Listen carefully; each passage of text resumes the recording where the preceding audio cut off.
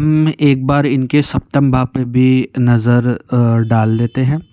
तो सप्तम भाव में बृहस्पति की मूल त्रिकोण राशि आ रही है जिसका नाम धनु है, और आप देखेंगे कि वहाँ पे पाप कर्तरी योग लगा हुआ है।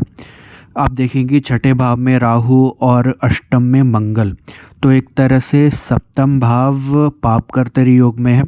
और जैसा मैंने आपको पहले भी कहा था कि मैंने जिसकी कुंडली में छठे भाव में राहु देखा है उसकी मैरिड लाइफ मैंने अच्छी बिल्कुल नहीं पाई है। बहुत सारे हर्डल्स, बहुत सारी प्रॉब्लम्स, हाँ बाकी कुंडली भी देखनी होती है, पर राहु जिनके मैंने छठे भाव में पाए उनको हमेशा मैंने परेशान ही देखा है मैरिड लाइफ के लिए।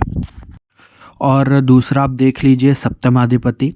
सप्तमाधिपति इसमें बृहस्पति महाराज बनेंगे, जो कि सप्तम से चौथे गए हैं, दशम भाव में विराजमान है, पर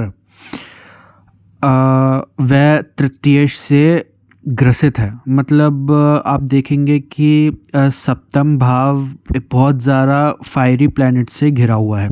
एक तो राहु और मार्स, ये फायरी एलिमेंट एक पाप कर्तरी योग है, और जुपिटर तृतीयेश से पीड़ित है। तृतीयेश हर्डल्स का है और त्रिषाढ़ाय में एक पार्ट है, तो वह तृतीयेश से पीड़ित है, तृतीयेश से अस्त है। और अगर आप पुरुष की कुंडली में मैरिड लाइफ का कारक देखें तो वो शुक्र महाराज बनेंगे।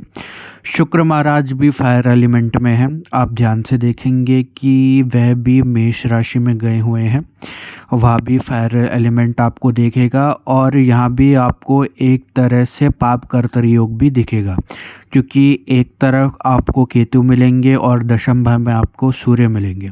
तो फायर एलिमेंट से घिरे होने के कारण, और आप एक बात और आप नोटिस करेंगे कि मंगल महाराज अपनी चौथी दृष्टि से शुक्र को देख रहे हैं। अगर आप चौथी दृष्टि घुमाएं तो शुक्र महाराज पर आएगी। तो सब जगह से मैरिड लाइफ का भाव, मैरिड लाइफ का कारक, मैरिड लाइफ का स्वामी, सप्तमाधिपति, सप्तम भाव शुक्र, सब में एक कंक्लूजन निकल रहा है, एक कॉमन पॉइंट आ रहा है कि सब एक तो क्रूर ग्रह से ग्रसित हैं, और ऊपर से फायर एलिमेंट इनमें बहुत ही ज़्यादा है।